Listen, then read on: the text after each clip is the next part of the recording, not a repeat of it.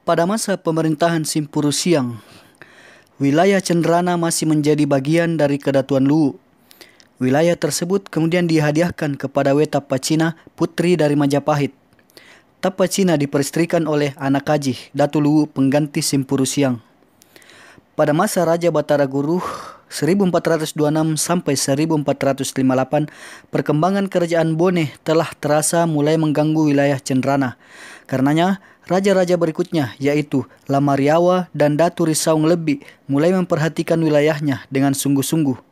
Kedua raja tersebut mulai membentuk pasukan yang dipersiapkan untuk menangkal segala kemungkinan yang akan terjadi. Pada masa itu, ibu kota Kedatuan Luwu dipindahkan dari Mancapai ke Kamanre dekat Bajo, sekitar 50 km sebelah selatan Palopo. Persiapan Luwu untuk menghadapi berbagai kemungkinan telah berlangsung puluhan tahun, utamanya untuk menghadapi musuh yang berasal dari bagian selatan kerajaan. Ketika itu, kerajaan Wajo dianggap bukan lawan, sebab hubungan historis Kedatuan Luwu masih sangat kuat. Wajo menghargai Luwu sebagai kakak. Dalam wilayah itu terdapat area milik Luwu, yakni Wage dan Latetondro. Hasil-hasil bumi di wilayah tersebut dinikmati penduduk di sekitar Sungai Walanae dan Danau Tempe. Pada masa pemerintahan Datu Luwu Dewa Raja 1507 sampai 1541 mulai timbul ketegangan antara Luwu dan Bone. Dan wilayah Cendrana menjadi daerah yang hampir netral dari kekuasaan. Apalagi ketika itu kerajaan Bone semakin meluaskan kekuasaannya, sehingga pengaruhnya cukup besar. Pada tahun 1530, Datu Luwu Dewa Raja melakukan perjalanan ke selatan melewati Cendrana. Saat itu, dilihatnya kepatuhan penduduk demikian kuatnya terhadap Arung Mangkau. Maka diputuskanlah untuk menaklukkan Bone dengan menyerang langsung ke pusat kerajaan Bone. Pada masa pemerintahan Laten Risuki 1508 sampai 1535, Luwu menyerang Bone pada tahun 1530. Dewa Raja menginginkan agar wilayah Luwu dapat diketahui dengan jalan berusaha merubah peta kerajaan.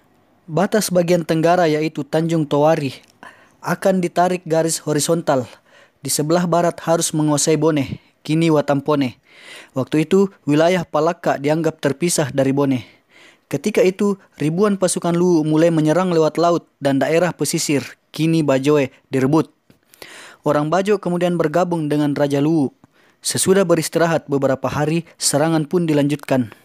Namun Arung Bone, Laten Risuki, ternyata telah mempersiapkan semua Arung atau penguasa wilayah, misalnya Aru Palaka dan Arung Timurung untuk bersama-sama menghadapi serangan lanjutan.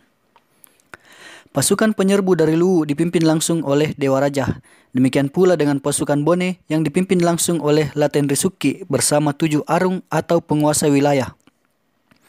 Saat itu, 2 orang raja bertemu di medan perang. Di Celuh, pergerakan pasukan Luwu terhambat oleh pasukan Bone selama sebulan lamanya. Tanpa disangka-sangka, pasukan Bone kemudian mengambil alih posisi menyerang. Perahu milik pasukan Luwu pun dibakar. Semua persediaan makanan juga tak luput dari pembakaran, tak sedikit pun yang tersisa. Melihat keadaan itu, Dewa Raja lantas memberi komando agar pasukannya mundur ke Cendrana. Sambil bertempur, pasukan Luwu digerakkan ke utara agar mendekati Sungai Walanae. Tetapi ternyata semua perahu juga telah disingkirkan oleh pasukan Bone. Tidak ayal lagi, ribuan pasukan Luwu pun terkepung rapat. Pengepungan terhadap pasukan Luwu bersama rajanya ini berlangsung berbulan-bulan lamanya. Tidak ada bahan makanan yang boleh masuk. Dalam keadaan demikian, serangan pasukan Bone pun dilakukan secara gencar. Pertempuran 1 lawan 1 dan saling berbaur pun tak dapat dihindari. Dalam pertempuran jarak dekat tersebut, yang membedakan antara lawan dan kawan hanyalah jenis pakaian dan keadaan tubuh lemah lagi kurus yang diderita oleh pasukan Luwu. Meski demikian, Datu Luwu tampil ke depan mendekati Arung Bone, Laten Risuki. Dalam keadaan mengamuk, Dewa Raja akhirnya diamankan oleh para panglima Bone. Dengan penuh Laten Risuki menerima Datu Luwu Dewa Raja.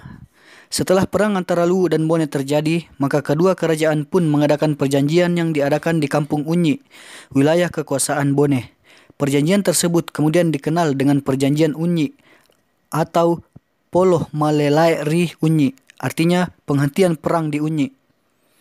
Adapun pasukan Luwu yang tersisa dari perang tersebut kemudian dirawat sampai kesehatannya pulih kembali oleh pasukan Bone. Payung kebesaran Kedatuan Luwu yang berhasil direbut masih berada di tangan Laten Risuki. Menurut tradisi saat itu, Bone dianggap telah memenangkan peperangan atas Luwu, akan tetapi Bone hanya meminta wilayah Cenrana.